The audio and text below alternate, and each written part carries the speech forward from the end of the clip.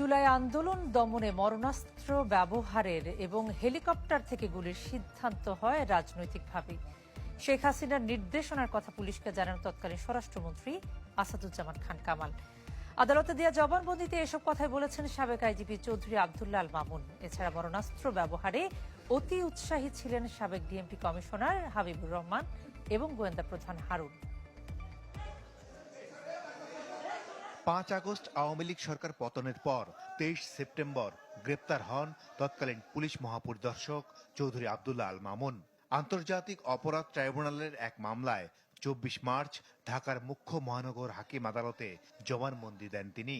৫ পৃষ্ঠার জবানবন্দিতে ২০১৮-এর ভোটের অনিয়ম, গুম খুন, জুলাই আন্দোলন নিয়ে নিজের বক্তব্য তুলে ধরেছেন সাবেক এই পুলিশ প্রধান, যেখানে তিনি বলেছেন ১৯ জুলাই থেকে প্রায় প্রতি রাতে স্বরাষ্ট্রমন্ত্রী আসাদুজ্জামান খান কামালের বাসায় বৈঠক হতো তাদের। বৈঠকে দুইজন সচিব, এসবি প্রধান মনিরুল, ডিবির প্রধান হারুন, র্যাবের মহাপরিচালক, আনসারের ডিজি, এনটিএমসির জিয়াউল আহসান সহ অনেকেই উপস্থিত থাকতেন। মূলত এই বৈঠকেই সব পরিকল্পনা হতো।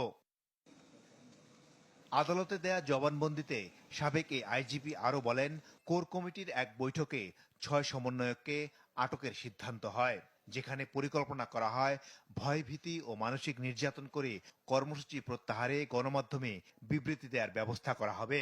ডিবি প্রধান হারুনকে জিন বলে ডাকতেন স্বরাষ্ট্রমন্ত্রী, কেননা রাজনৈতিক সিদ্ধান্ত বাস্তবায়নে কার্যকর মনে করা হতো তাকে। আন্দোলন দমনে হেলিকপ্টার থেকে গুলির বিষয়ে জবানবন্দিতে স্পষ্ট করেছেন মামুন। উল্লেখ করেন, রাজনৈতিক সিদ্ধান্তে র্যাবের তৎকালীন মহাপরিচালক হারুনুর রশিদের পরিকল্পনায় হেলিকপ্টার মোতায়েন করা হয়। জবানবন্দিতে মামুন বলেছেন, আন্দোলন দমনে মারণাস্ত্র ব্যবহার এবং আন্দোলন প্রবণ এলাকায় ব্লক রেইডের সিদ্ধান্ত হয় রাজনৈতিকভাবে। স্বরাষ্ট্রমন্ত্রী নিজে তাকে লেথাল উইপন ব্যবহারে প্রধানমন্ত্রীর নির্দেশনার কথা জানিয়েছিলেন। মারণাস্ত্র ব্যবহারে অতি উৎসাহী ছিলেন ডিএমপি কমিশনার হাবিবুর রহমান, ডিবির হারুনুর রশিদ ও ওবায়দুল কাদের সহ অনেকেই।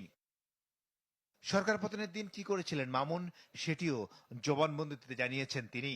বলেন, ৫ আগস্ট বিকেলের দিকে একটি হেলিকপ্টারে পুলিশ হেডকোয়ার্টার থেকে তেজগাঁও বিমানবন্দরে যান তিনি। এরপর সেখান থেকে সেনানিবাসে আশ্রয় নেন চৌধুরী আব্দুল্লাহ আল মামুন।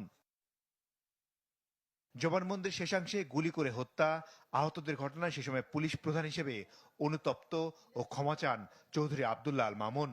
যদিও ৫ পৃষ্ঠার জবানবন্দিতে শুধু মিটিংয়ে অংশ নেওয়া ছাড়া নিজের সম্পৃক্ততার কথা কিছুই বলেননি।